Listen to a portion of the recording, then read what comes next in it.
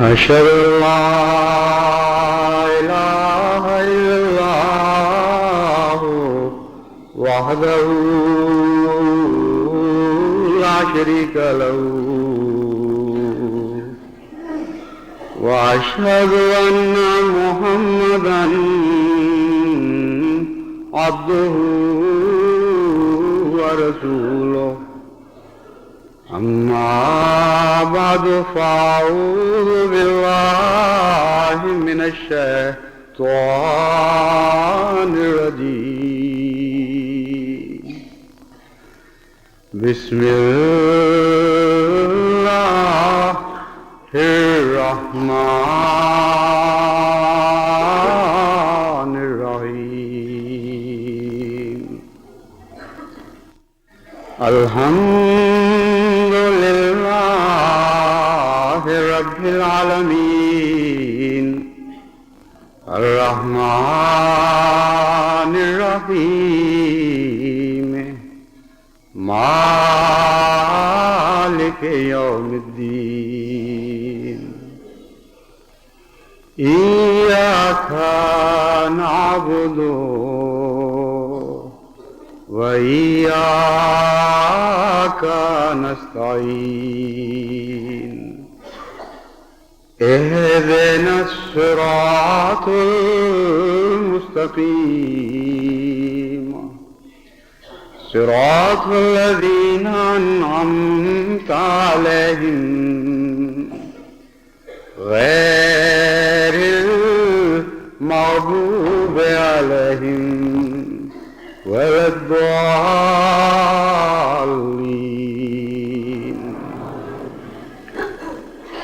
والعصر إن الإنسان لفي خسر إلا الذين آمنوا وعملوا الصالحات وتواصوا بالحق وتواصوا بالصبر.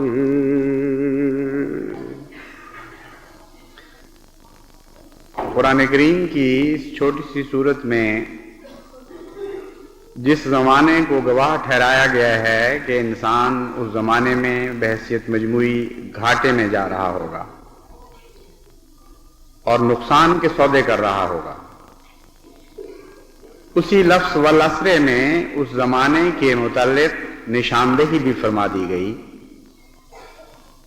چنانچہ حضرت اقدس مسیح موعود علیہ السلام نے یہ استنباط فرمایا کہ والعصر کے اعداد 1000 بنتے ہیں،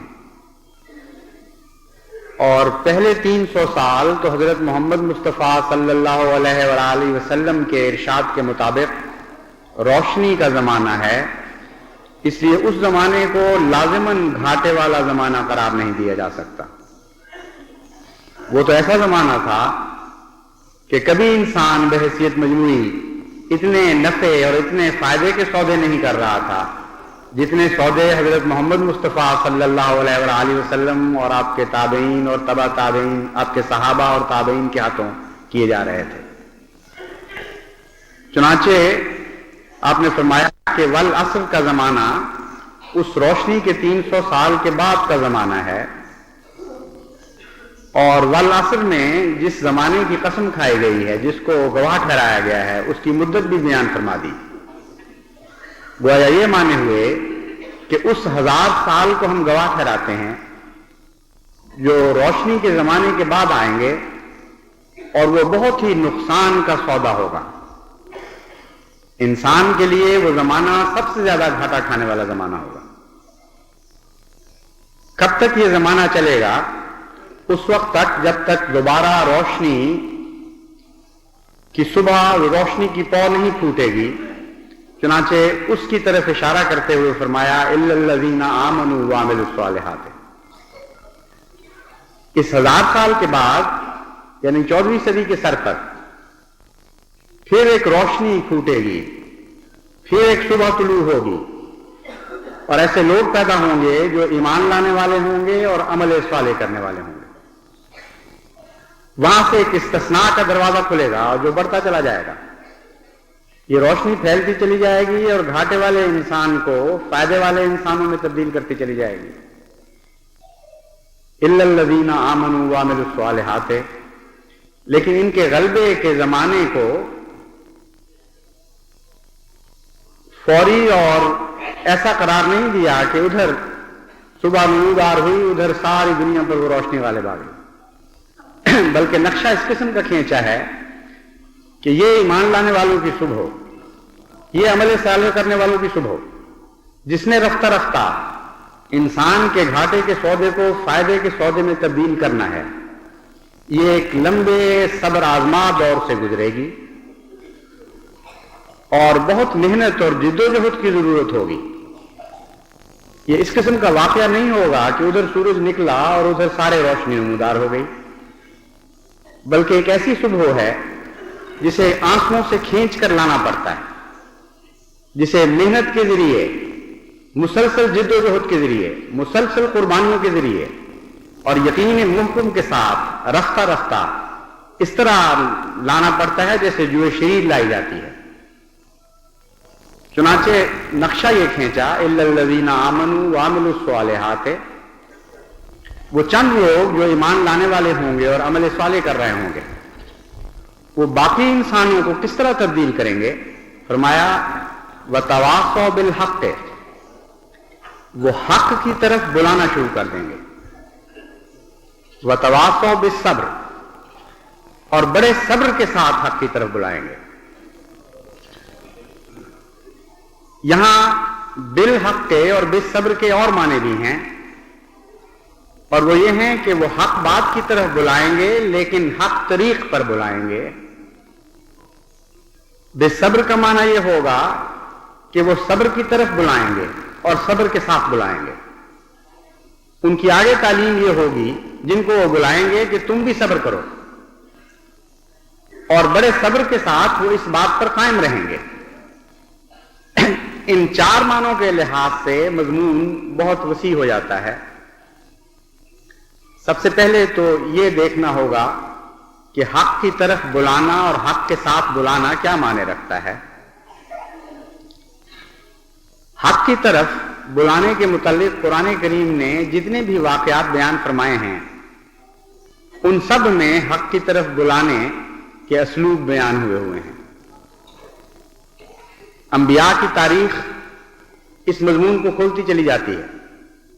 آدم سے لے کر حضرت محمد مصطفیٰ صلی اللہ علیہ وآلہ وسلم تک یہ مضمون ارتقاء پذیر ہے، بڑھتا چلا جاتا ہے، وسعت میں زیادہ اس کا گھیرا پھیلتا چلا جاتا ہے اور زیادہ مضمون گہرا ہوتا چلا جاتا ہے. اور بالحق میں وہ طریقہ کار جو بیان فرمایا کہ وہ اس طریقہ کار سے تجاوز نہیں کریں گے، ایک خاص معین طریقہ کار ہے جس کو حق کا طریق کہا گیا ہے. اس میں بھی اسی طرح انبیاء کی تاریخ پر نظر ڈالنے سے سبق ملتے ہیں، اور یہ مضمون خوب واضح ہو جاتا ہے حضرت محمد مصطفیٰ صلی اللہ علیہ وآلہ وسلم کی ذات بابرکات پر جا کے. آپ نے جس طرح جس خدا کی طرف بلایا اسی طرح اسی خدا کی طرف بلانے کا نام حق کی طرف بلانا ہے. آپ نے جس طریق پر خدا کی طرف بلایا اسی طریق کے ساتھ خدا کی طرف بلانے کا نام حق کے ساتھ بلانا ہے. اس مضمون سے متعلق بعض امور پر میں آئندہ روشنی ڈالوں گا کیونکہ بہت ہی گہرا اور تفصیلی مضمون ہے. اس وقت مختصراً میں یہ بات بتانی چاہتا ہوں کہ حق کے ساتھ حق کی طرف بلانے میں ایک بڑا نمایاں واضح پیغام یہ ہے کہ تمہیں بلانے کے لیے جتنے حقوق دیے گئے ہیں، جو دائرہ کار تمہارا مقرر کیا گیا ہے، اس سے آگے بڑھ کر تمہیں بلانے کا اختیار نہیں ہے. چنانچہ آن حضرت صلی اللہ علیہ وآلہ وسلم کو مخاطب کر کے فرمایا انما انت مذکر لست علیہم بمسیطر. تجھے ہم نے بکثرت نصیحت کرنے والا، بڑے زور کے ساتھ نصیحت کرنے والا مقرر کیا ہے. ایسا نصیحت کرنے والا جو بالآخر مجسم ذکر الہی بن جاتا ہے، لیکن داروغہ نہیں بنایا. تجھے یہ حق نہیں دیا کہ لوگ جو نہ سننا چاہیں زبردستی ان کو سنا، جو نہ قبول کرنا چاہیں زبردستی ان کے دلوں میں بات داخل کرنے کی کوشش کر. الا من تولی وکفر فکفر فیعذبہ اللہ العذاب الاکبر. الا من تولی وکفر، جو شخص بھی پیٹھ پھیرے گا اور انکار کرے گا تیری تذکیر کے بعد، فیعذبہ اللہ العذاب الاکبر، پھر اللہ کا کام ہے اسے عذاب دینا اور وہ عذاب اکبر میں اسے مبتلا کرے گا. تجھے یہ حق نہیں دیتا میں کہ تو ان کے لیے عذاب کے سامان کر. چنانچہ حضرت صلی اللہ علیہ وآلہ وسلم کو کسی جگہ بھی عذاب دینے والا بیان نہیں فرمایا، ہاں رحمت للعالمین قرار دیا. تو حق کے ساتھ نصیحت کرنے کے ایک یہ معنی ہوئے کہ اگر کوئی شخص نصیحت کو سن کر تولا اختیار کرتا ہے، پیٹھ پھیرتا ہے یا سننے سے انکار کر دیتا ہے تو زبردستی نہیں کرنی، مرضی کے خلاف اسے کھینچ کر لانے کی کوشش نہیں کرنی. پیغام دینا ہے اور پیغام اس طرح دینا ہے جیسا کہ حق کا تقاضا ہے، وہ ایک الگ تفصیلی مضمون ہے. چنانچہ ایسے تمام لوگ جو احمدیت کی تبلیغ سنتے ہیں اور برا مناتے ہیں اور پیٹھ پھیر کر چلے جاتے ہیں، ان تک پیغام دینا، تو ان تک پیغام کا پہنچانا تو ہمارا فرض تھا، لیکن ان کے اس طرح پیچھے پڑ جانا کہ جو ہمارے حق سے تجاوز کرنے والی بات ہو، یہ درست نہیں ہے. حضور صلی اللہ علیہ وآلہ وسلم نے پیغام دیے، تکلیفیں اٹھا کر بھی پیغام دیے، مگر جب لوگوں نے انکار کر دیا تو آپ واپس آ گئے. چنانچہ اس مضمون کے متعلق اور بڑھا کر آگے قرآن کریم یہ بات بیان فرماتا ہے کہ بعض دفعہ پھر آگے سے جہالت شروع ہو جاتی ہے، سختی شروع ہو جاتی ہے، گالیاں دی جاتی ہیں، تو اس کا جواب بھی نہیں دینا، اس کے مقابل پر ضد نہیں کرنی، یہ ہے تمہارا دائرہ کار. چنانچہ فرمایا وَإِذَا خَاطَبَهُمُ الْجَاهِلُونَ قَالُوا سَلَامًا. قالوا سلاما میں دو پیغام بڑے واضح ہیں. ایک یہ کہ وہ اس جگہ کو چھوڑ دیتے ہیں کیونکہ سلام یہ رخصت کا سلام ہے. یہ پیغام ہے کہ ایسے لوگ جہاں جب لوگ جہالت پر اتر رہے ہوں اور ایسے لوگوں سے تمہارا مقابلہ ہو تو پھر وہاں بیٹھے رہنے کی ضرورت نہیں. ان کو اس حال میں رخصت کرو کہ ابھی امن ہو اور تمہاری طرف سے یہ پیغام ہو کہ سلامتی ہو تم پر، ہم تمہارے اندر فساد برپا کرنے کے لیے نہیں آئے، ہم تمہارے امن کو درہم برہم کرنے کے لیے نہیں آئے، ہم تو تمہارے فساد کو سلام میں بدلنے کی خاطر آئے تھے. بس اگر تم اسے قبول نہیں کرتے اور مصر ہو اس بات پر کہ فساد پھیلتا رہے اور پہلے سے بڑھ جائے تو پھر ہماری جدائی ہے. السلام علیکم کہہ کر علیحدگی ایسے موقع پر یہ ہے مومن کی شان. اور دوسرا جیسے کہ میں نے بیان کیا تھا، اس میں یہ پیغام ہے کہ مومن کی طرف سے اس کے باوجود کہ دوسری طرف سے شر پیدا ہوا ہو، شر کا جواب شر میں نہیں دیا جائے گا، شر کا جواب سلامتی کے نتیجے میں دیا جائے گا. کوئی فساد کی کوشش ایسی نہیں ہوگی جو مومن کو مقابل پر فساد پر مجبور کر دے، اس کا جواب ہمیشہ سلامتی ہوگا. تو اسی طرح حق کا مضمون قرآن کریم پر غور کرنے سے کھلتا چلا جاتا ہے. مومن کا کام ہے کہ اس دائرہ کار میں رہ کر نصیحت کرے جو دائرہ کار قرآن کریم نے اس کے لیے مقرر فرمایا ہے، اور اس دائرہ کار میں رہ کر نصیحت کرنا بہت ہی مشکل کام ہے، بڑا ہی صبر آزما ہے. چنانچہ مان بات فرماتا ہے وَتَوَاصَوْا بِالصَّبْرِ. ہم جانتے ہیں کہ یہ بہت مشکل کام ہے کہ حق بات کی طرف بلایا جائے اور حق طریق پر بلایا جائے، لیکن وہی لوگ یہ کام کر سکتے ہیں جو صبر کے ساتھ ایسا کریں. اب صبر میں بھی بہت سے مفاہیم ہیں جو ایک مذکر کو معلوم ہونے چاہیے. اس کو پتا ہونا چاہیے کہ قرآن کریم لفظ صبر کن معنوں میں استعمال کر رہا ہے. वतवासो बिस्सब्र से एक तो ये पैगाम दे दिया कि जिस जमाने की हम बात कर रहे हैं उस जमाने के हालात आनन फानन नहीं बदलेंगे, बल्कि ऐसे लोग उस जमाने के हालात बदलाने पर मामूर हो जाएंगे जो मुसलसल नाकामी के बावजूद फिर अपने पैगाम पर कायम रहेंगे और बड़े सब्र के साथ और इस्तिक़लाल के साथ उस पैगाम को आगे बढ़ाते चले जाएंगे। एक लंबा दौर है, वरना सब्र का मजमून बीच में दाखिल नहीं होता। एक लंबी आजमाइश है, अगर ये आजमाइश ना हो तो सब्र का कोई सवाल पैदा नहीं होता। तो फरमाया कि ऐसा पैगाम उनका नहीं होगा जो आनन फानन इनकलाब बर्पा कर दे। हो सकता है एक नस्ल बज़ाहिर नाकामी में फौत हो जाए, हो सकता है उसके बाद एक और नस्ल आए और वो भी बज़ाहिर नाकाम रहे, लेकिन उनकी सरिश्त में शिकस्त खाना नहीं होगा। वो साबिर लोग साबिर बच्चे पैदा करेंगे और वो साबिर नस्ल फिर एक और साबिर नस्ल को जन्म देगी। वो नहीं थकेंगे और नहीं मांदा होंगे यहां तक कि वो इनकलाब बर्पा कर लें जो बिल आखिर इंसान की तकदीर को बदल देगा और घाटा खाने वाले इंसान की बजाय फायदा बख्श सौदा करने वाला इंसान पैदा हो जाएगा। दूसरे सब्र के मजमून में दुख का पहलू बयान होता है। जब फरमाया कि तुमने हक के साथ नसीहत करनी है और यह हक नहीं दिया कि नसीहत में जबरदस्ती और जबर को दाखिल कर दो, तो उसके बाद क्या होगा? फिर वही खातबाहुमुल जाहिलून वाला मजमून शुरू होता है। फरमाया फिर मुकाबिल पर जहालत होगी, मुकाबिल पर जुल्म होंगे, मुकाबिल पर सख्तियां होंगी। उनके जवाब में उनके अमल में कोई तब्दीली वाकया नहीं होगी, उसी तरह साले अमल करते चले जाएंगे और सब्र के साथ साले अमल करते चले जाएंगे।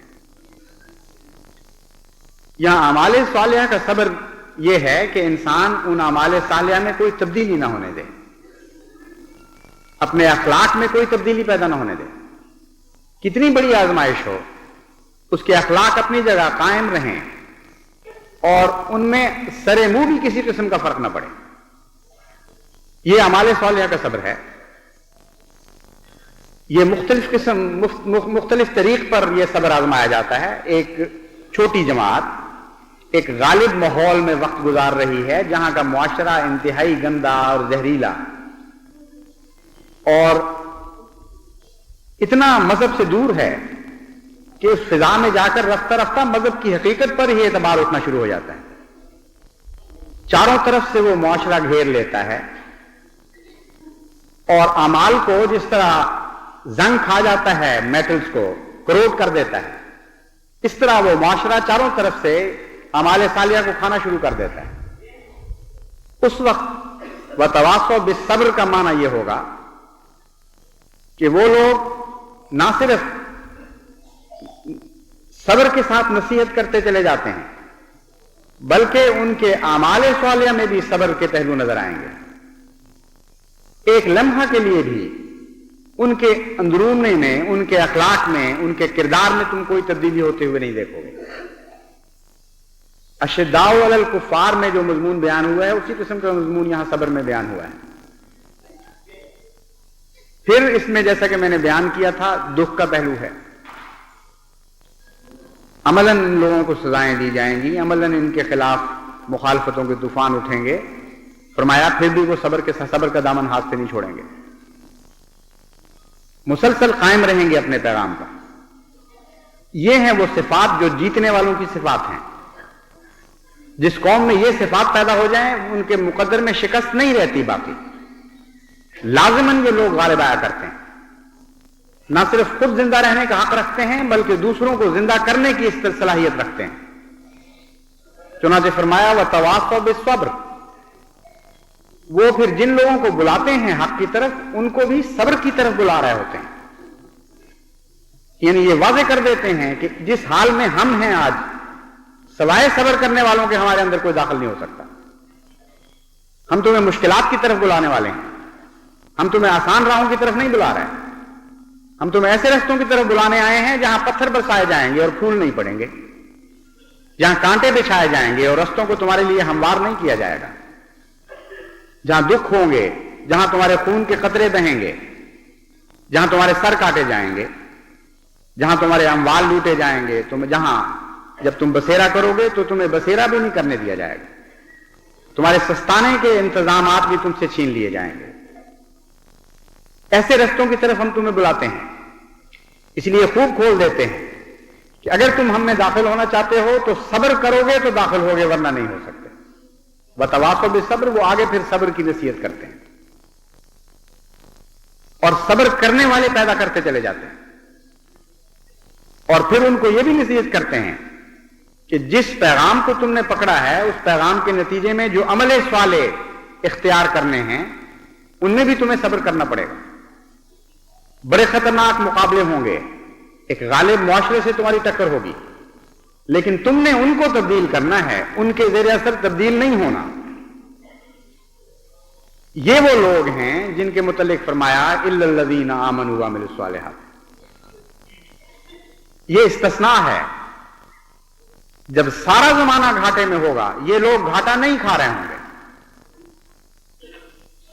जब सारा जमाना हलाकत की तरफ जा रहा होगा उस वक्त ना सिर्फ ये कि ये हलाक नहीं होंगे बल्कि जमाने को दोबारा बुला रहे होंगे फलाह की तरफ, कामयाबी के पैगाम दे रहे होंगे और रफ्ता रफ्ता उस जमाने को तब्दील कर रहे होंगे। इस मजमून को भुलाकर दुनिया में कभी कोई कौम वो पैगाम, वो इनकलाब बर्पा नहीं कर सकती जो इनकलाब मज़ाहिब बर्पा करना चाहते हैं। गैर मजहबी इनकलाब जो आग से पलता है और आग खाता है, जो नफरत की तालीम देता है और नफरत से नश्व नुमा पाता है, उस इनकलाब की बात मैं नहीं कर रहा। मैं तो उस इनकलाब की बात कर रहा हूं जिसका जिक्र कुरान करीम में मिलता है, और कुरान करीम में यह जिक्र मिलता है कि जब भी मजहब के नाम पर कोई इनकलाब बर्पा हुआ है ऐसे ही लोगों ने वो इनकलाब पैदा किया। उन लोगों की ये सिफात हैं, और ये तो जहां तक बैरूनी आंख का ताल्लुक है ये मजमून उससे ताल्लुक रखता है, लेकिन अंदरूनी तौर पर भी उनके अंदर यही सिफात पाई जाती है। जब वो अपने अंदर मुआशरे की इस्लाह करना चाहते हैं, जब वो अपने अंदर अपने दायरे कार के अंदर, यानी उन लोगों को जो पहले से ईमान ले आए हैं उनको आला कदरों की तरफ बुलाते हैं, तो तब भी वो हक के साथ बात करते हैं, हक की तरफ बुलाने वाले होते हैं, सब्र के साथ बात करते हैं और सब्र की तरफ बुलाने वाले होते हैं। यानी सिर्फ तबलीग का मजमून यहां बयान नहीं हुआ बल्कि एक अंदरूनी मजमून तरबियत का भी बयान हो गया। यानी ईमान लाने वाले और अमल साले करने वाले उस वक्त तक अपने ईमान और अमल साले पर कायम नहीं रह सकेंगे जब तक उनके अंदर ये सिफात पैदा ना हो जाएं कि वो मुसलसल नसीहत करें एक दूसरे को, हक की तरफ बुलाते रहें और ना थकें, हक तरीक पर बुलाते रहें और ना थकें, सब्र के साथ बुलाएं और ना थकें और सब्र की तरफ बुलाएं और ना थकें। ये उनके लिए अंदरूनी जिंदगी की हिफाजत का इंतजाम है। इस मजमून पर जब हम गौर करते हैं तो मालूम होता है कि बहुत से अहमदी इसलिए तरबियत में नाकाम हो जाते हैं कि वो इस मजमून के तकाज़ों को पूरा नहीं करते। उनकी नसीहत में खुशूनत आ जाती है, उनकी नसीहत में एक मख्फी तकब्बुर पाया जाता है, उनकी नसीहत एतराज़ों में तब्दील हो जाती है, उनकी नसीहत नफरत के नतीजे में पैदा होती है और नफरत पैदा करती है। इसलिए लाजिमन वो नुकसान उठाने वाले होंगे, ना वो अपनी जात को कोई फायदा पहुंचा सकेंगे, ना अपने मुआशरे में कोई पाक तब्दीली पैदा कर सकेंगे। मुझे चूंकि कसरत के साथ खतूत आते हैं, बाज़ दफा एक एक दिन में 1200 खतूत आते हैं और हर किस्म के मिजाज के लोगों से वास्ता पड़ता रहता है। इसलिए सारी दुनिया में जो अहमदी ज़हन इस वक्त इर्तिकाई हालत में से गुजर रहा है उसके उस सारे जहन पर मेरी नजर रहती है कि किस मुल्क में किस किस्म के ख्यालात जगह पा रहे हैं, किस किस्म के ख्यालात आगे नश्व नुमा पा रहे हैं, क्या तब्दीलियां पैदा हो रही हैं। तो सबसे ज्यादा काबिल फिक्र इस मजमून से ताल्लुक रखने वाले खतूत पाकिस्तान से आते हैं। छोटे दिल का मुजाहरा करने वाले और नसीहत की बजाय सख्ती की तरफ मायल होने वाले।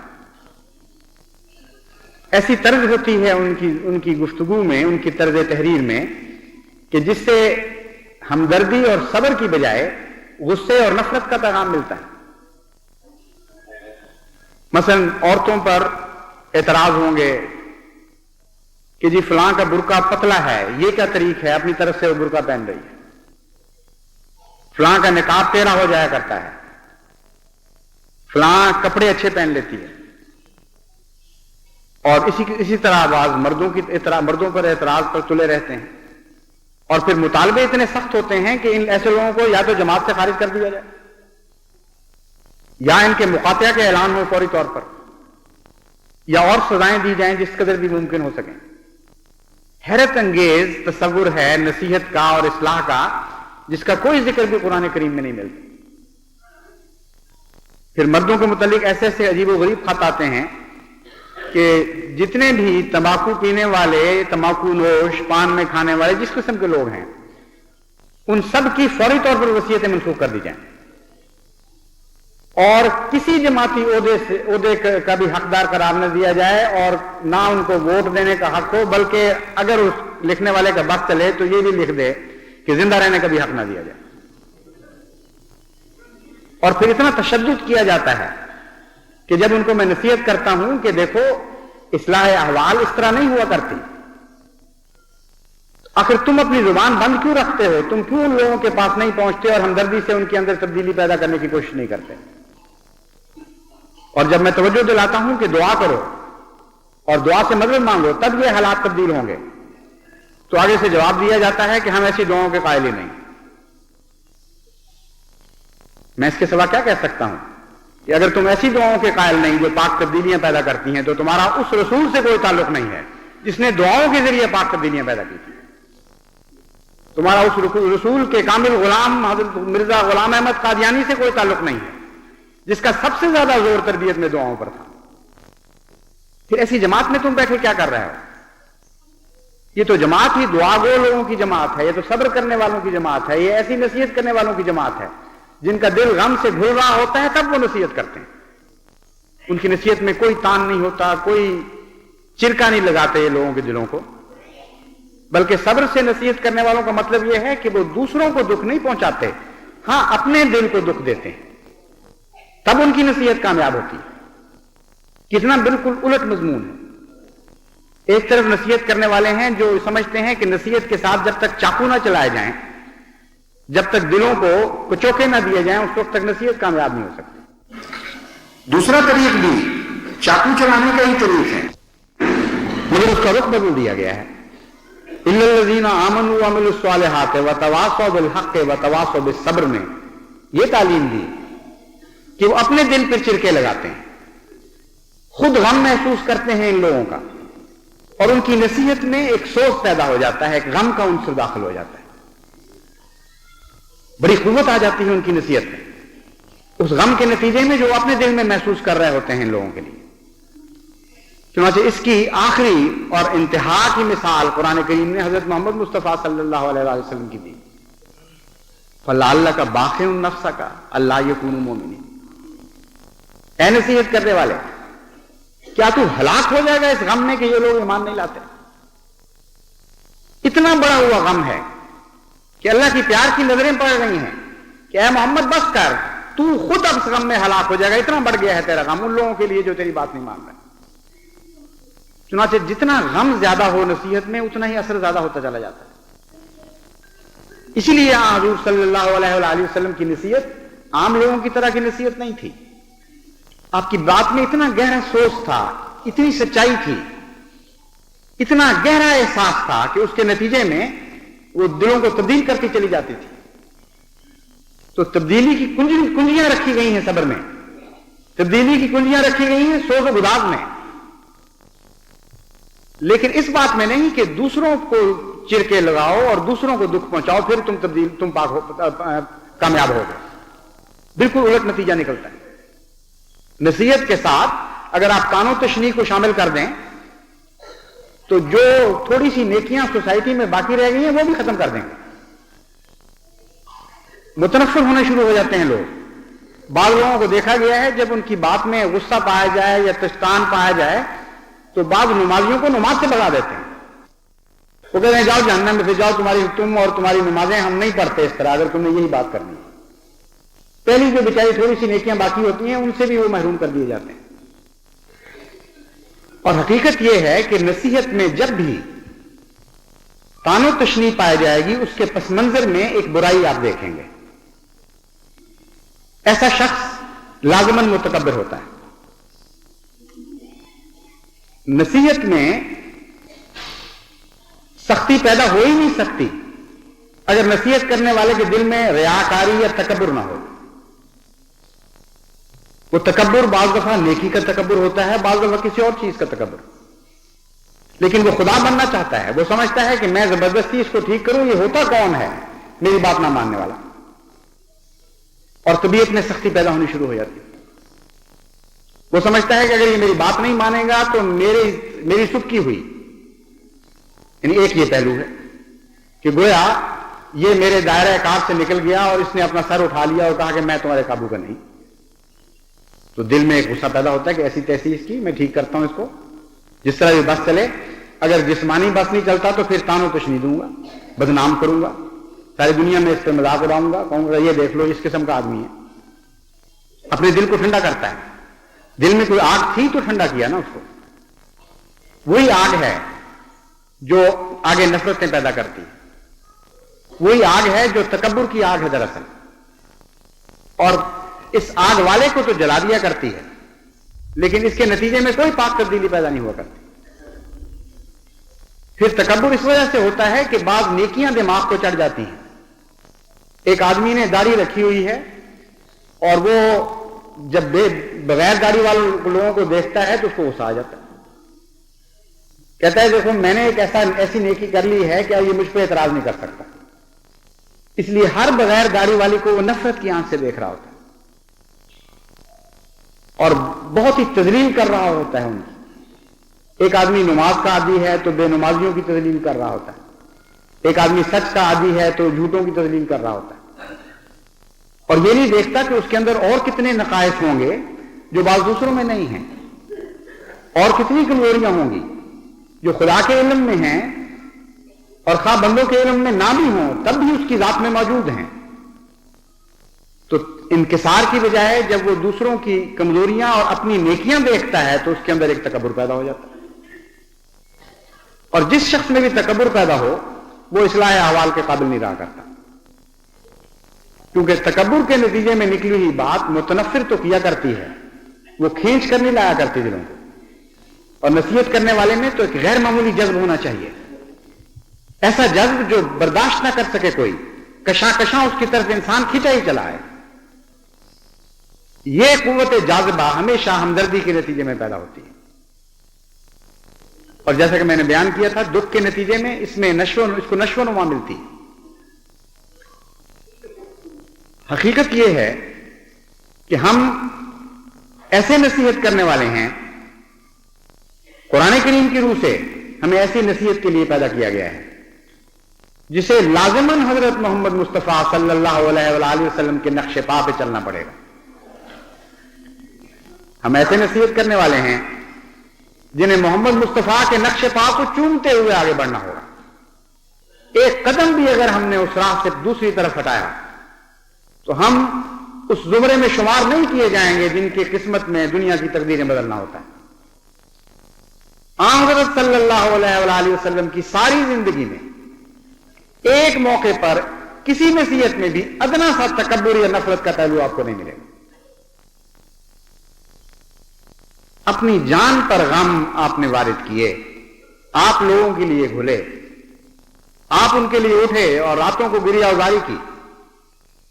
یہاں تک کہ امہات المومنین کی گواہی ہے کہ بعض دفعہ آپ راتوں کو چھپ کے باہر نکل گئے, اور ہم نے جب جا کے دیکھا تو اس حال میں آپ گریہ ازاری کر رہے تھے جیسے لبادہ اتار کر انسان پھینک دیتا ہے, اس طرح نڈھال زمین پہ پڑے ہوئے تھے, اور اس طرح آوازیں نکل رہی تھی جس طرح ہنڈیاں ابل رہی ہوتی. اس طرح راتوں کو اٹھ کر چھپ چھپ کے خدا کے حضور رونا صبر کے سوا تو پیدا نہیں ہوا کرتا. بے انتہا دکھ اٹھاتے تھے آپ لوگوں کے ہاتھوں, لیکن آپ کے ہاتھوں کسی نے کوئی دکھ نہیں اٹھایا. بس اگر آپ نے کامیاب ناصح بننا ہے، وہ مذکر ہونا ہے جس مذکر کے مقدر میں خدا تعالیٰ نے لازمی فتح رکھ دی ہے، یقیناً وہ کامیاب ہوگا. تو وہ مذکر تو حضرت محمد مصطفیٰ صلی اللہ علیہ وآلہ وسلم تھے، ان کے اسوے کی پیروی کرنی پڑے گی. ایک ایک قدم سوچ سوچ کر رکھنا پڑے گا. ایک قدم کا ایک دائرہ بھی، ایک کنارہ بھی حضور اکرم صلی اللہ علیہ وآلہ وسلم کی طرز نصیحت سے باہر نہ جائے. پھر دیکھیں کہ کس طرح خدا تعالیٰ کی یہ امیدیں جو آپ سے وابستہ ہیں، خدا تعالیٰ نے وہ توقعات جو قرآن کریم میں بیان فرمائی ہیں، الا الذین آمنوا کتابیں، کس طرح آپ کی شان میں پوری ہوتی ہے. حقیقت یہ ہے کہ آج اگر جماعت احمدیہ نے اس اسلوب کو چھوڑ دیا تو پھر اس دنیا کو بچانے والا اور کوئی نہیں آئے گا. تم وہ آخری جماعت ہو جو دنیا کو زندہ کرنے کے لیے، دنیا کو موت سے نجات دینے کے لیے پیدا کی گئی. پھر نہ قرآن میں نہ حدیث میں اس جماعت کے بعد کسی اور جماعت کا ذکر نہیں ملتا. اس لیے اپنی حفاظت کرو، اپنے مقام کو پہچانو، اپنے منصب کو جانو اور خوب غور کرو کہ اگر تم اس منصب سے ہٹ گئے تو پھر دنیا آئندہ کبھی کسی نصیحت کرنے والے کا منہ نہیں دیکھے گی. ہلاکت کے سوا پھر دنیا کے مقدر میں کچھ نہیں لکھا جائے گا. اس لیے نصیحت خواہ اندرونی ہو یا بیرونی، خواہ اس کا نام اب تربیت رکھیں یا اس کو تبلیغ کہیں، دونوں صورتوں میں لازماً حق کی طرف ہی ہمیں بلانا ہے اور حق کے ساتھ بلانا ہے. اپنے دائرہ کار کے اندر رہ کر بلانا ہے، اس سے تجاوز ہرگز نہیں کرنا. اور صبر کی طرف بلانا ہے اور صبر کے ساتھ بلانا ہے. یہ کام آپ کرتے رہیں اور قطعاً اس بات کی پرواہ نہ کریں کہ دنیا اس وقت غالب ہے. بڑی بڑی اکثریتیں دنیا میں آیا کرتی ہیں جو ایسی اقلیتوں سے ٹکر لے لیتی ہیں جن کے اندر یہ صفات حسنہ پائی جاتی ہیں. اور تاریخ مذہب ہمیں بتاتی ہے کہ یہ اقلیتیں ہمیشہ جیتا کرتی ہیں، اور وہ اقلیتیں جو ان صفات سے آری ہوتی ہیں ہمیشہ ہار جایا کرتی ہیں. اس لیے اللہ تعالیٰ پر توکل کرتے ہوئے آگے بڑھیں، حق بات کی طرف بلاتے رہیں، حق کے ساتھ بلاتے رہیں، صبر کی نصیحت کرتے ہوئے چلیں اور صبر اپنے اعمال میں اور اپنی گفتگو میں داخل کرتے ہوئے آگے بڑھیں. اللہ تعالیٰ آپ کے ساتھ ہو اور جلد وہ وقت لائے جب ہم اس انسان کو گھاٹا پانے والے انسان کی بجائے ایک فائدہ اٹھانے والے، فلاح کی طرف بڑھنے والے انسان میں تبدیل کر دیں.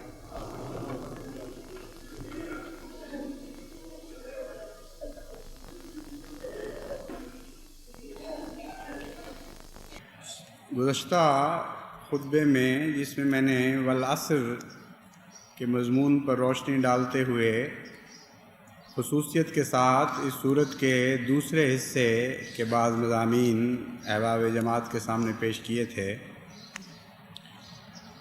اس سے متعلق مجھے ایک خط موصول ہوا جس سے معلوم ہوا کہ والعصر کے متعلق جب میں بیان کر رہا تھا تو اس میں مجھ سے 2 غلطیاں سرزد ہوئیں، اور میں اس خط لکھنے والے کا بہت ممنون ہوں کیونکہ وہ غلطی خصوصاً اس کا پہلا حصہ اس نوعیت کا ہے کہ لازماً اس کی اصلاح ہونی ضروری ہے. ان صاحب نے مجھے لکھا کہ والعصر سے متعلق جو میں نے یہ کہا کہ حضرت اقدس مسیح موعود علیہ السلام نے اس سے 1000 سال مراد لیے ہیں تو یہ درست نہیں ہے. اور دوسری بات یہ کہ والعصر کے اعداد 1000 نہیں بنتے بلکہ لفی خسرن کے اعداد 1000 عملاً تو وہ 980 بنتے ہیں لیکن تقریباً 1000 بنتے ہیں. تو انہوں نے جب اس بات کی نشاندہی کی تو اس سے ایک تو یہ فائدہ پہنچا کہ بر وقت اس غلطی کا علم ہوا اور میں جماعت کے سامنے اس کی تصحیح ضروری سمجھتا ہوں. ہر چند کے نسیان کے نتیجے میں، بھول چوک کے نتیجے میں جو غلطی ہو وہ قابل مواخذہ نہیں ہوتی، لیکن بعض مقامات ایسے ہوتے ہیں کہ وہاں غلطی پھیل کر عام ہو جانے کا خطرہ ہوتا ہے، اور پھر بعض مقام ایسے ہوتے ہیں جن کی طرف غلط بات منسوب کرنا خواہ بھول کے نتیجے میں ہو نہایت سنگین بات بنتی ہے. اس لیے بھول چوک اپنی جگہ، لیکن اس محل اور موقع پر یعنی خطبہ ہو رہا ہو خلیفہ وقت کا اور حضرت مسیح موعود علیہ السلام کی طرف بات منسوب کی گئی ہو یہ بھول چوک بھی اپنی ذات میں ایک بڑی غلطی ہے۔ جہاں تک استغفار کا تعلق ہے وہ تو میری اپنے رب کے سامنے ہے، لیکن جہاں تک وضاحت کا تعلق ہے میں سمجھتا ہوں کہ جماعت کے سامنے اس وضاحتاً پیش کروں کہ کیوں ایسا ہوا۔ حضرت مسیح موعود علیہ الصلاۃ والسلام نے اللہ تعالیٰ سے علم پا کر کشفاً جو سورہ عصر کی تفسیر فرمائی، اس میں یہ بات خاص طور پر بیان کی گئی کہ اس صورت کے اندر جو اعداد ہیں ان میں بہت بڑی حکمتیں مضمر ہیں۔ مثلاً آپ نے آدم سے لے کر زمانہ نبوی کے اختتام تک کا جو عرصہ گزرا ہے، یعنی 4739 برس، سورہ عصر کے پورے اعداد سے استنباط فرمایا اور فرمایا کہ اس سورت کے شروع سے آخر تک کے جو اعداد ہیں وہ 4739 بنتے ہیں، اور یہ علم مجھے اللہ تعالیٰ نے کشفاً عطا فرمایا ہے کہ یہ وہ زمانہ ہے جو آدم سے لے کر حضرت محمد مصطفیٰ صلی اللہ علیہ وآلہ وسلم کے زمانہ نبوت کو شامل کر کے آخر تک بنتا ہے۔ جب وہ میں نے خط پڑھا ان صاحب کا تو مجھے یاد آ گیا کہ میرے ذہن میں یہ اشتباہ کیوں پیدا ہوا تھا۔ بسا اوقات یہ ہوتا ہے کہ حضرت مسیح موعود علیہ الصلاۃ والسلام جب ایک تفسیر پیش فرماتے ہیں تو وہ تفسیر اتنی خیال انگیز ہوتی ہے کہ آگے بہت سے دوسرے گوشے بھی روشن ہونے شروع ہو جاتے ہیں، اور انسان کی توجہ تفسیر کے بعض نئے نئے پہلوؤں کی طرف منتقل ہو جاتی ہے۔ تو چونکہ ایک عرصہ پہلے میں نے اس صورت پر غور کیا تھا حضرت مسیح موعود علیہ السلام کی تفسیر کی روشنی میں، تو میرے ذہن میں جو دو باتیں نمایاں طور پر سامنے آئیں وہ اس غلطی کا موجب بنی، اور ایک زمانے کے بعد میں یہ سمجھا غلطی سے کہ یہ تفسیر میں نے مسیح موعود علیہ السلام کی پڑھی تھی، حالانکہ وہ خود اس تفسیر پر مبنی تھی مگر تھی میری اپنی تفسیر۔ وہ کیا تھی وہ بیان کرنے سے پہلے میں کچھ اور باتیں والعصر سے متعلق بیان کروں گا۔ جیسا کہ میں نے پہلے بات کھولی ہے، اس دن سورہ عصر کے آخری حصے کی طرف میری توجہ زیادہ تھی، اور میں جماعت کو خصوصیت کے ساتھ وتواصوا بالحق وتواصوا بالصبر کے مضمون کی طرف متوجہ کرنا چاہتا تھا۔ اس لیے پہلا حصہ محض سرسری طور پر مذکور ہوا، لیکن وہ ایک بہت ہی دلچسپ حصہ ہے اور اپنی ذات میں اس لائق ہے کہ اس سے متعلق نسبتاً زیادہ کھول کر بات جماعت کے سامنے پیش کی جائے۔ عصر کا لفظ ایک حیرت انگیز لفظ ہے جو مجموعہ تضادات ہے، یعنی اس کے معنوں میں ضدین پائی جاتی ہیں۔ عصر کا ایک مطلب ہے نچوڑنا اور ایک مطلب ہے عطا کرنا، یعنی نچوڑ کر ایک انسان رس حاصل کرتا ہے، یہ بھی عصر کا مطلب ہے، اور کسی پر فیض جاری کرے یہ بھی عصر کا مطلب ہے، اور یہ دونوں مطلب اکٹھے ہو جاتے ہیں جب عصر کے معنی یہ ہوتے ہیں کہ ایسی گھنگور گھٹا جو خوب پانی سے بھری ہوئی ہو وہ کھل کر برسے۔ اس کے موقع پر بھی عرب عصر مصدر سے فعل نکالتے ہیں، اور عصرہ کا مطلب ہے ایسی گھنگور گھٹا جو خوب کھل کر برسے۔ اس میں نچوڑنے کے معنی بھی آ گئے اور عطا کے معنی بھی آ گئے، اور بالکل اس کے برعکس معنی بھی عصر لفظ میں پائے جاتے ہیں، اور وہ ہیں روک رکھنا، اور ایک فیض کو یا ایک تعلق کو دوسرے تک پہنچنے سے محروم کر دینا اور اس کے رستے میں حائل ہو جانا۔ ایک انسان فیض رسان ہو، اس کے رستے میں کوئی آ کر کھڑا ہو جائے اور اس کے فیض کو دوسرے تک نہ پہنچنے دے، خود اس کو اللہ تعالیٰ نے کچھ عطا کیا ہو اور وہ اپنے تک محدود کر لے اور کنجوسی کے ساتھ اپنے تک روک کر رکھ لے، یہ بھی عصر کے معنی ہیں۔ تو دیکھیے اول معنی اور دوسرے معنی میں بالکل ضد پائی جاتی ہے۔ اسی طرح عصر کا معنی صبح سے لے کر سورج کے زوال تک کا وقت بھی ہے،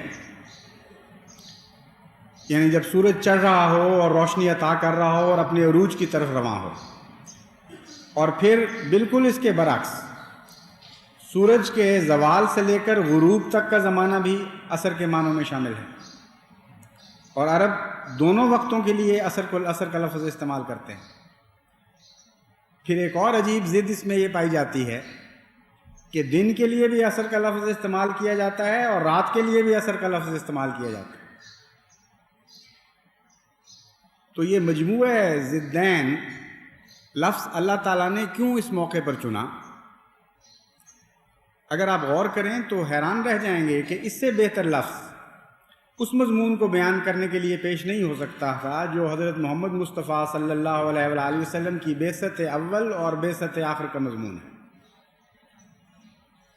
اور کوئی دنیا کی زبان ایسا لفظ پیش ہی نہیں کر سکتی، عاجز ہے ایسا لفظ دکھانے سے جو ایک لفظ ہو اور اس سارے مضمون کو بیان کرنے کے لیے کافی ہو جائے۔ چنانچہ عصر سے مراد وقت کا ڈھلنا اور جب سورج غروب کے قریب ہو رہا ہو، یہ وہ مضمون ہے جو اس ساری صورت کے عادات سے نکلتا ہے، اور حضرت مسیح موعود علیہ الصلوۃ والسلام نے جس کو کشفاً اللہ تعالیٰ سے علم پا کر بیان فرمایا، یعنی آدم کے زمانے سے لے کر اگر اس کو طلوع کا زمانہ، انسانیت کے طلوع کا زمانہ قرار دیا جائے، اس وقت تک جب کہ زمانہ ڈھل رہا تھا اور شام آ گئی تھی، اور حضرت محمد مصطفیٰ صلی اللہ علیہ وآلہ وسلم اس زمانے سے یعنی عصر انسانی کے آخر پر آتے ہیں، اس کے اظہار کے لیے بھی عصر کا لفظ ہی صحیح بنتا ہے۔ اور جیسا کہ میں نے بیان کیا، عادات کے لحاظ سے بھی بین ہی اس تمام زمانے کے اوپر یہ اس صورت کا مضمون صحیح اطلاق پاتا ہے۔ دوسرا اس کا پہلو ہے طلوع، اور طلوع سے لے کر عروج تک حضرت صلی اللہ علیہ وآلہ وسلم کے زمانے میں جو نیا سورج طلوع ہوا، اس کو بھی یہ لفظ عصر ظاہر کرتا ہے۔ اور پھر عصر سے مراد رات بھی ہے۔ حضرت صلی اللہ علیہ وآلہ وسلم کے ظاہر ہونے کے بعد پھر بھی ایک رات آنی تھی، اور اس رات کے مضمون کو بھی اسی عصر میں بیان کر دیا گیا۔ میں نے جو استنباط کیا تھا، جس سے اشتباہ پیدا ہوا، خود میں بھول گیا بعد میں، وہ لفی خسرن کے اعداد اور عصر کے مضمون کے تعلق میں تھا۔ عصر کا ایک معنی رات بھی ہے، جیسا کہ میں نے بیان کیا، تو میرا استنباط یہ تھا کہ رات کا مضمون تو گھاٹے کا مضمون ہے، نقصان کا مضمون ہے، اس لیے اگر اس صورت میں اعداد بھی بیان کیے گئے ہیں اور اعداد پر غور کرنے سے معنی ہاتھ آ سکتے ہیں، تو لفی خسرن کے اعداد کو دیکھا جائے وہ رات کے اعداد کو ظاہر کریں گے، اور وہ 8,980 بنتے ہیں، یعنی وہ رات جو زمانہ نبوی کے کچھ عرصہ کے بعد، اس عرصے کی تعین حضور صلی اللہ علیہ وآلہ وسلم نے خود فرما دی، یعنی 300 سال پہلے تقریباً روشنی کا زمانہ ہوں گے۔ اس کے بعد جو رات آنی ہے، اس کا عرصہ کتنا ہوگا؟ تو لفی خسرن کے اعداد کو دیکھا جائے جو رات کے مضمون کا بدل ہے، تو وہ 980 بنتے ہیں، گویا کہ حضرت مسیح موعود علیہ الصلوۃ والسلام کے آغاز کا زمانہ اس لحاظ سے 1280 بنتا ہے، اور یہی وہ زمانہ ہے جس میں حضرت مسیح موعود علیہ الصلوۃ والسلام ظاہر ہوئے۔ یہ تھا میرا استنباط، لیکن وقت گزر جانے کے بعد آہستہ آہستہ اصل میں چونکہ حضرت مسیح موعود علیہ الصلوۃ والسلام کی تفسیر ذہن پر غالب تھی، اس لیے غلطی سے میں نے اس حصے کو بھی حضرت مسیح موعود علیہ الصلوۃ والسلام کی طرف منسوب کر دیا، حالانکہ ان معنوں میں اس وضاحت کے ساتھ آپ نے یہ تفسیر نہیں فرمائی۔ اگرچہ من جملہ یہ ضرور بیان فرمایا ہے کہ عصر میں میرا زمانہ بھی مراد ہے، اور حضرت مسلم موعود نے بھی تفسیر کبیر میں اس مضمون کو کھول کر بیان فرمایا ہے کہ حضرت مسیح موعود رسول اکرم صلی اللہ علیہ وآلہ وسلم کے اول دور کا بھی سورہ عصر میں ذکر ہے اور آخر دور کا بھی ذکر ہے۔ جہاں تک اعداد کا تعلق ہے، یہ میں تنبیہ کرنا چاہتا ہوں جماعت کو کہ یہ مضمون احتیاط کا مضمون ہے اور یہ مقام احتیاط کا مقام ہے۔ جن لوگوں کو یہ جنون شروع ہو جاتا ہے کہ ہر لفظ کے اعداد نکالیں اور اس سے مضمون باندھنے کی کوشش کریں، وہ بسا اوقات غلطی کر جاتے ہیں، اور بعض دفعہ ایسے ایسے لغو مضمون سامنے آتے ہیں جن کا قرآن کریم سے کوئی دور کا بھی تعلق نہیں ہوتا۔ اس لیے اصل محکم بات وہی ہے جو اللہ تعالیٰ عطا فرمائے۔ چنانچہ حضرت مسیح موعود علیہ الصلاۃ والسلام نے جب اعداد کی طرف توجہ فرمائی تو اپنی طرف سے نہیں، بلکہ اللہ تعالیٰ کے بیان کردہ، اللہ تعالیٰ کے روشن کردہ علم کی بنا پر، ایک کشف کی صورت میں آپ نے دیکھا۔ ضروری نہیں کہ ہر مضمون کشف کے طور پر ہی بیان کیا گیا ہو۔ بہت سے ایسے مضامین ہیں جن میں اعداد کی طرف توجہ ہوتی ہے۔ مثلاً حضرت مسلم موعود نے مقطعات کے اعداد سے متعلق بہت گفتگو فرمائی ہے اور بہت کچھ لکھا ہے، اور اس سے تاریخ اسلام میں ہونے والے واقعات کا استنباط کیا ہے۔ لیکن وہاں بھی ایک بات قابل غور ہے کہ جن امور سے آپ نے استنباط فرمایا ان کا آغاز حضرت محمد مصطفیٰ صلی اللہ علیہ وآلہ وسلم کے ارشاد پر تھا۔ مثلاً الف لام میم کے اعداد کی طرف جو توجہ مبذول ہوئی وہ حضور اکرم صلی اللہ علیہ وآلہ وسلم نے خود تفسیر فرمائی۔ الف لام میم را کے اعداد کی طرف اگر توجہ مبذول ہوئی تو وہ بھی حضرت اقدس رسول اکرم صلی اللہ علیہ وآلہ وسلم کے اپنے ارشاد کے تابع تھی۔ آگے اس سے پھر استنباط کے رستے کھلے ہیں، لیکن بنیاد بہرحال حضور اکرم صلی اللہ علیہ وآلہ وسلم نے خود قائم فرمائی۔ تو میرا استنباط بھی اس بنا پر تھا کہ چونکہ حضرت مسیح موعود علیہ الصلاۃ والسلام کو کشفاً دکھایا گیا ہے کہ اس صورت کے اعداد خاص معنی رکھتے ہیں اور زمانے کی تعیین کے لیے استعمال کیے گئے ہیں، اس لیے میں نے وہ استنباط کیا۔ لیکن میرے استنباط سے اگر اختلاف کوئی کرے تو اس کا حق ہے، کیونکہ بہرحال یہ ایک میرا استنباط ہے، لیکن حضرت مسیح موعود علیہ الصلاۃ والسلام کے استنباط سے کسی کو اختلاف کا حق نہیں۔ لیکن اگر میرے اس استنباط سے کوئی اختلاف کرے بھی، تب بھی جو مضمون میں نے بیان کیا ہے وہ اپنی جگہ درست ہے، یعنی اس مضمون کی صحت پر اس کا کوئی بھی اثر نہیں پڑتا کہ ان اعداد میں وہ زمانہ مراد ہے یا نہیں، عصر کی رات والا یا کچھ اور مراد ہے، کیونکہ جہاں تک عصر کے یہ معنی ہیں کہ حضرت محمد مصطفیٰ صلی اللہ علیہ وآلہ وسلم کی بعثت اول بھی اس سے مراد ہے اور بعثت ثانیہ بھی مراد ہے، یہ معنی اپنی ذات میں لازماً درست ہیں، اس میں کوئی کسی قسم کے شک کی گنجائش نہیں، کیونکہ یہ استنباط خود حضرت مسیح موعود علیہ السلام نے فرمایا کہ عصر میں جو مضمون بیان ہوا ہے اس کا میرے زمانے سے بھی تعلق ہے، اور حضرت مسیح موعود رضی اللہ تعالیٰ عنہ نے بھی اس مضمون کو کھول کر بیان کیا۔ اور ویسے بھی عقلاً یہ ہونا چاہیے، کیونکہ قرآن کریم نے حضرت صلی اللہ علیہ وآلہ وسلم کے متعلق 2 بعثتیں ظاہر فرمائیں، جیسا کہ فرمایا هو الذی بعث فی الامیین رسولا منہم یتلو علیہم آیاتہ ویزکیہم ویعلمہم الکتاب والحکمہ وإن کانوا من قبل لفی ضلال مبین، یہ پہلی بعثت ہے۔ اور اس کے مان بعد فرماتا ہے وآخرین منہم لما یلحقوا بہم، وہی رسول محمد مصطفیٰ صلی اللہ علیہ وسلم آخرین میں بھی مبعوث ہوں گے۔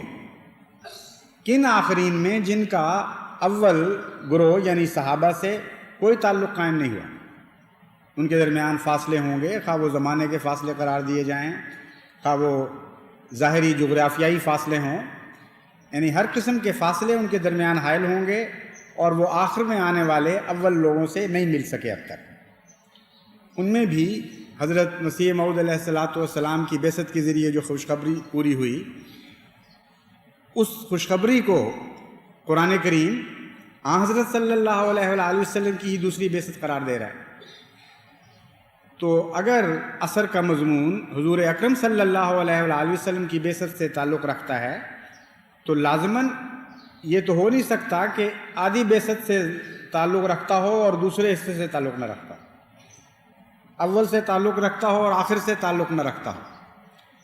اس لیے خلاصتاً یہ مضمون یہ بنے گا کہ اگر رات کے معنی لیے جائیں عصر سے، تو پہلی رات وہ مراد ہے جب حضور اکرم صلی اللہ علیہ وآلہ وسلم نے رات کو دن میں تبدیل کیا۔ وہ زمانہ جس کے متعلق قرآن فرماتا ہے ظہر الفساد فی البر والبحر، خشکی بھی فساد میں مبتلا ہو گئی اور تری بھی فساد میں مبتلا ہو گئی، دنیا دار بھی فسادی ہو گئے اور مذہبی لوگ بھی فسادی ہو گئے۔ اس وقت حضور صلی اللہ علیہ وآلہ وسلم نے اس گہری رات کو دن میں تبدیل فرمایا۔ اور والعصر کا یہ بھی معنی ہوگا کہ جب حضور صلی اللہ علیہ وآلہ وسلم کے وصال کے ایک عرصے کے بعد دوبارہ رات چھا جائے گی دنیا پر، دوبارہ یہ نقشہ ظاہر ہوگا کہ خشکی اور تری دونوں فساد میں مبتلا ہو جائیں، تو اللہ تعالیٰ پھر حضرت محمد مصطفیٰ صلی اللہ علیہ وآلہ وسلم کے فیض سے اس رات کو دن میں تبدیل فرما دے گا۔ اور وہ پو پھوٹنے کا مضمون، وہ رات کو دن میں تبدیل کرنے کا مضمون ہے جس کی طرف میں نے گزشتہ خطبے میں جماعت کو متوجہ کیا تھا، وہ الا الذین آمنوا وعملوا الصالحات میں بیان کیا گیا ہے۔ اور اس کی تفصیل یوں بیان فرمائی ہے، اس کا طریقہ کار یہ بیان فرمایا ہے وتواصوا بالحق وتواصوا بالصبر، کہ راتوں کو دن بنانا آسان کام نہیں ہوا کرتا۔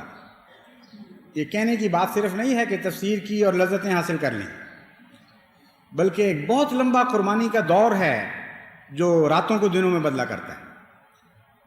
اور وہ دور اس طرح شروع ہوگا، ایسے لوگ پیدا ہو جائیں گے جو اپنے ایمان کی تجدید کریں گے، جو عمل صالح پر قائم ہوں گے، وہ صرف اپنے تک حق کو محدود کرنے پر راضی نہیں رہیں گے، بلکہ لازماً اس حق کو دوسروں تک بھی پہنچانے کی کوشش کریں گے۔ وہ خود بھی صبر کرنے والے ہوں گے اور دوسروں کو بھی صبر کی تلقین کرنے والے ہوں گے۔ یہ ہے وہ صبح کا مضمون جو اس رات کے بعد بیان ہوتا ہے، جو عموماً دنیا پر چھا جایا کرتی ہے۔ اب میں اس دوسرے حصے میں سے صبر والے حصے کے متعلق کچھ کہنا چاہتا ہوں۔ میں نے جیسا کہ بیان کیا تھا کہ ہمارا کام اتنا اہم ہے اور اتنا مشکل ہے، اور ہمارا رستہ اس طرح دکھوں میں سے ہو کے گزرتا ہے، اس طرح تکلیفوں میں سے نکل کر ہمیں چلنا پڑے گا، کانٹوں کی سیجوں پر قدم رکھنا پڑے گا، پتھر کھا کر آگے بڑھنا ہوگا، کہ جب تک ہم میں صبر کی صفت نہ پیدا ہو جائے، جب تک ہم اللہ تعالیٰ کی رضا کے تابع بہترین صبر کرنے والے نہ بن جائیں، ہم اس کام کو انجام دے ہی نہیں سکتے۔ ناممکن ہے، توفیق ہی نہیں مل سکتی بے صبری قوم کو کہ اس قسم کا کام کریں۔ ابھی پیچھے چند دن ہوئے ایک ایسی اطلاع آئی جس سے معلوم ہوا کہ جماعت میں ایسے صبر کرنے والے موجود ہیں، اور صرف ایک نظریاتی طور پر ہم صبر کی پرچار نہیں کرتے، بلکہ ایک ایسی زندہ اور فعال جماعت ہے، قول و فعل میں ایسی صادق جماعت ہے کہ اس کے اندر وہ صبر کرنے والے موجود ہیں جن کے نتیجے میں بالآخر دنیا کے دکھ دور ہوں گے۔ چنانچہ لاڑکانے کے ایک قصبے وارا میں چند دن پہلے ایک نہایت دردناک واقعہ ہوا۔ ہمارے ایک احمدی استاد تھے ماسٹر عبدالحکیم صاحب ابڑو، نہایت غریب طبیعت، نیک نفس اور اچھے اخلاق رکھنے والے، جن کا اثر سارے شہر پر بھی اچھا تھا اور اپنے طلباء پر بھی ان کا بہت ہی نیک اثر تھا۔ اس لیے کسی ذاتی دشمنی کا ان کے خلاف کوئی سوال ہی پیدا نہیں ہوتا تھا۔ لیکن گزشتہ کچھ عرصے سے وارے کے علماء نے ان کے قتل کے فتوے دینے شروع کیے، اور ان کو ایسے کارڈ ملنے شروع ہوئے جن میں واضح طور پر قتل کی دھمکیاں دی گئیں اور کہا گیا کہ تم اپنے دین سے توبہ کر لو، اپنے مسلک سے ہٹ جاؤ، ورنہ تمہارا انجام بہت دردناک ہوگا اور بہت بری طرح تمہیں مارا جائے گا۔ مجھے بھی انہوں نے دعا کے لیے خط لکھا اور جواب میں نے ان سے کہا کہ لکھا ان کو کہ آپ دعا کرتے رہیں اور صبر سے اس مسلک پر جاری رہیں، اس سے پیچھے ہٹنے کا یا روح گردانی کا تو احمدی کے لیے سوال ہی پیدا نہیں ہوتا۔ جو اللہ تعالیٰ کی تقدیر ہے وہ بہرحال ظاہر ہونی ہے۔ چنانچہ چند دن پہلے رات کے 2 بجے کچھ لوگ جو غلطی سے اسلام کا ایک اور تصور اپنے دل میں لیے ہوئے تھے، وہ کلہاڑیاں لے کر ان کے گھر میں داخل ہوئے اور سوتے کو پکڑ کے پہلے تو کلہاڑی سے ذبح کرنے کی کوشش کی گئی، پھر وہ جب انہوں نے مزاحمت کی تو پھر کھلے کلہاڑیوں کے وار کیے گئے اور ان کے جسم پر 28 گہرے گھاؤ آئے ہیں کلہاڑیوں کے۔ پھر اسی پر اکتفا نہیں کی گئی بلکہ ان کی بیوی کو بھی کلہاڑیوں سے شدید زخمی کیا گیا، ان کی بچی پر بھی حملہ کیا گیا، ان کے بیٹے کو بھی زخمی کیا گیا، اور یہ کام پورا کر کے انہوں نے سمجھا کہ ہاں نعوذ باللہ من ذالک، ہم نے اسلام کی فتح کے سامان کر دیے۔ لیکن اللہ تعالیٰ کی شان ہے کہ ان میں سے ایک بھی اپنے مسلک سے پیچھے نہیں ہٹا، بڑے صبر کے ساتھ وہ آخر وقت تک اس پر قائم رہے اور سرے منہ بھی انہوں نے انحراف کی راہ اختیار نہیں کی۔ یہ وہ عملی تفسیر ہے الا الذین آمنوا وتواصوا بالحق وتواصوا بالصبر کی، کہ جماعت ایک ایسی قائم ہونے والی ہے جو نہ صرف صبر کی تلقین کرے گی بلکہ خود صبر کا دامن پکڑ کے بیٹھ رہے گی، اور جتنی بڑی سے بڑی آزمائش میں بھی اس جماعت کو مبتلا کیا جائے گا وہ صبر کا دامن نہیں چھوڑے گی۔ لیکن بسا اوقات یہ بھی ہوتا ہے کہ ایک صبر کرنے والے کے دکھ کو دیکھ کر، اس کی تکلیف سے متاثر ہو کر کم حوصلے والے اپنا صبر کا دامن چھوڑ دیتے ہیں۔ بعض دفعہ کسی آپریشن کو دیکھتے ہوئے جس کا آپریشن ہو رہا ہو اس کو تو اتنی تکلیف نہیں ہو رہی ہوتی جتنی دیکھنے والے بعض دفعہ محسوس کرتے ہیں۔ اور میں نے خود دیکھا ہے ایک نظارہ کہ ایک دانت نکلاتے وقت ایک مریض کی جو حالت تھی اس کو دیکھ کر ایک نوجوان جو پاس کھڑے تھے وہ بے ہوش ہو کے زمین پہ جا پڑے، اور جن کا دانت نکالا جا رہا تھا ان کو پرواہ بھی نہیں تھی۔ تو اس لیے میں نے اس مضمون کو اٹھایا ہے کہ جب ایسے واقعات رونما ہوں اور ہماری تقدیر میں یہ لکھے ہوئے ہیں، یہ تو ہوں گے ہمارے ساتھ، بیٹوں کے سامنے باپ ذبح کیے جائیں گے، باپوں کے سامنے بیٹے ذبح ہوں گے، عورتیں بیوائیں ہوں گی، بچے یتیم ہوں گے۔ جو مسلک ہم نے پکڑا ہے یہ تو وہ ہے جو حضرت محمد مصطفیٰ صلی اللہ علیہ وآلہ وسلم کا دکھایا ہوا رستہ ہے۔ اس رستے پر تو یہ چیزیں آنی ہیں، لیکن میں اپنے کمزوروں کو نصیحت کرنا چاہتا ہوں کہ یہ لوگ جو صبر پر قائم ہیں اور صبر پر قائم رہیں گے، ان کی قربانیوں کو اپنی بے صبری کے ذریعے ضائع نہ کریں، ہرگز کوئی ایسا رد عمل نہ دکھائیں جس کے نتیجے میں ہمارے صبر کرنے والوں کا صبر ضائع ہو جائے۔ کامل سکون کے ساتھ توکل علی اللہ کرتے ہوئے، دعائیں کرتے ہوئے ہم نے اس راستے پر آگے بڑھتے چلے جانا ہے، اور ظلم کے جواب میں ظلم نہیں کرنا۔ ہماری سرشت میں یہ بات داخل کر دی گئی ہے اور ہم نے اس کی حفاظت کرنی ہے۔ ہمیں بنایا اس طور پر گیا ہے کہ تم نے ظلم برداشت کرنے ہیں لیکن مقابل پر ظلم نہیں کرنا۔ بس میں جماعت کو نصیحت کرتا ہوں کہ اس بات پر پورے صبر کے ساتھ قائم رہیں، جو کچھ بھی سر پہ گزر جائے دعائیں کریں اور اللہ تعالیٰ سے مدد کے طالب ہوں، لیکن اپنے ہاتھ میں قانون لے کر اپنے بدلے خود نہیں اتار لیں۔ دیکھو حضور اکرم صلی اللہ علیہ وآلہ وسلم نے جو اسوہ ہمارے سامنے پیش فرمایا، اس اسوے کو چھوڑ کر ہم کہاں زندگی تلاش کریں گے؟ صرف وہی ایک زندگی کا رستہ ہے۔ جب قوموں کو ایسے دور سے واسطہ ہو جو صبر کا دور کہلاتا ہے، تو پھر دنیا کی کوئی طاقت بھی ان کے صبر کے پیمانے کو لبریز نہیں کر سکتی، وہ نہیں چھلکا کرتا۔ چھلکتا ہے تو دعاؤں میں، آنسوؤں کے ذریعے چھلکتا ہے، لیکن ظلم کے بدلے ظلم کے نتیجے میں نہیں چھلکتا۔ حضرت صلی اللہ علیہ وآلہ وسلم پر جو صبر کا دور تھا وہ مکی دور تھا۔ ویسے تو اس تمام زندگی صبر پر آپ قائم رہے، لیکن مکی دور میں صبر کو ایک نمایاں حیثیت حاصل تھی۔ اس وقت حضرت خباب حضور صلی اللہ علیہ وآلہ وسلم کی خدمت میں حاضر ہوئے، جن پر بہت ہی مظالم ہوتے تھے اور بہت تکلیفیں دی جاتی تھیں۔ وہ بیان کرتے ہیں کہ حضور صلی اللہ علیہ وآلہ وسلم اکیلے خانہ کعبہ کے سائے تلے بیٹھے ہوئے تھے۔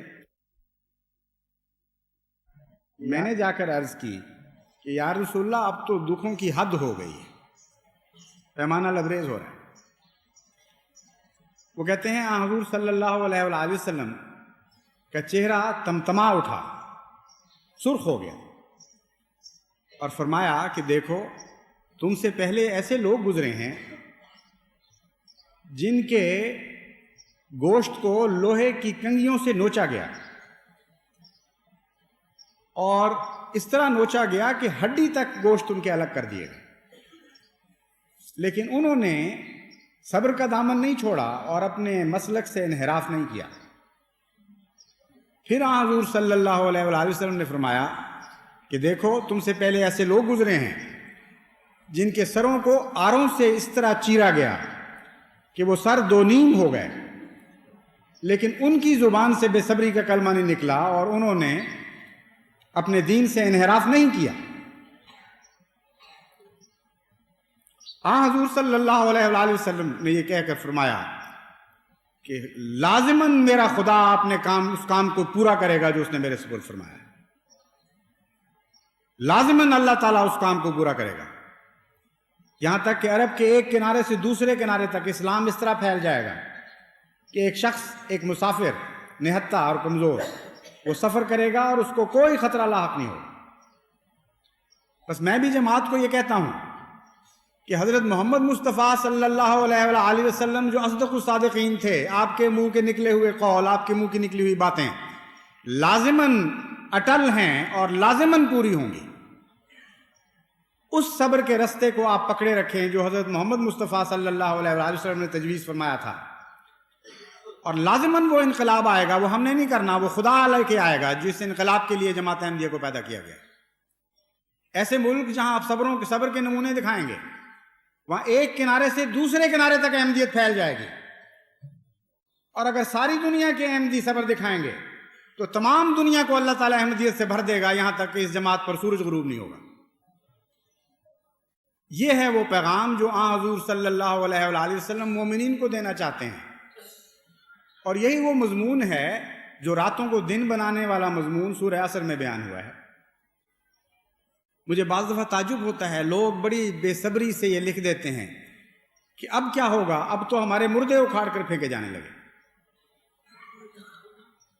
میں ان سے کہتا ہوں کہ ایک مردہ کیا، تمام احمدیوں کی لاشیں بھی اکھاڑ کر باہر پھینک دی جائیں، تب بھی وہ اپنے مسلک سے نہیں ہٹیں گے اور ہرگز نہیں ہٹیں گے، اور اپنے رب پر توکل کرتے ہوئے آگے آگے بڑھتے چلے جائیں گے، تب بھی وہ صبر کا دامن نہیں چھوڑیں گے۔ ہم مظلوم بن کر زندہ رہنے کے لیے پیدا کیے گئے ہیں، اور مظلوم بن کر ہی زندہ رہیں گے، اور انشاءاللہ تعالی ہم پر ظلم کا داغ کبھی نہیں لگ سکے گا۔ یہ آپ کریں اور توکل کریں اور دعا کریں، پھر دیکھیں کہ اللہ تعالیٰ کے فضل آپ پر کس طرح نازل ہوتے ہیں۔ یہی ہماری تقدیر ہے، اسی تقدیر کے ساتھ ہم نے آگے بڑھنا ہے، اسی طرح ہم نے دنیا کو فتح کرنا ہے۔ صبر اور نصیحت، یہ دو ہتھیار ہیں جو ہمیں عطا کیے گئے ہیں۔ بس اللہ تعالیٰ ہمیں ہمیشہ صبر اور نصیحت کے طریق پر قائم رکھے، ہمارا ممد و مددگار ہو، ہمارے حق میں وہ ساری خوشخبریاں پوری فرمائے جو حضرت محمد مصطفیٰ صلی اللہ علیہ وآلہ وسلم نے صبر کرنے والوں کو دی ہیں، اور وہ تمام خوشخبریاں پوری فرمائے جو حضرت مسیح موعود علیہ السلام کی ذات سے وابستہ تھی۔ حقیقت ہے کہ آج ہم وہ روحیں ہیں جن کے ذریعے انقلاب برپا ہوگا دنیا میں۔ ہم وہ انقلابی ہیں جن کے ذریعے دنیا کی تقدیر بدلی جائے گی.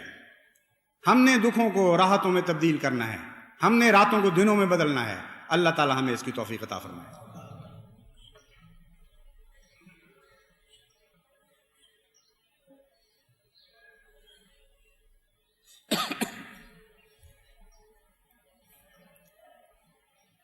الحمد للہ نحمده ونستعینه ونستغفره ونؤمن به ونتوکل علیہ ونعوذ باللہ من شرور انفسنا ومن سیئات اعمالنا من يهده الله فلا مضل له ومن يضلله فلا هادي له ونشهد أن لا إله إلا الله وحده لا شريك له ونشهد أن محمدًا عبده ورسوله. عباد الله رحمكم الله إن الله يأمر بالعدل والإحسان وإيتاء ذي القربى وینہا عن الفحشاء والمنکر والبغی یعظکم لعلکم تذکرون.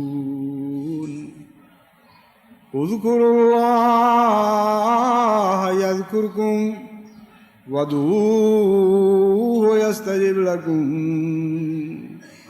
ولذکر اللہ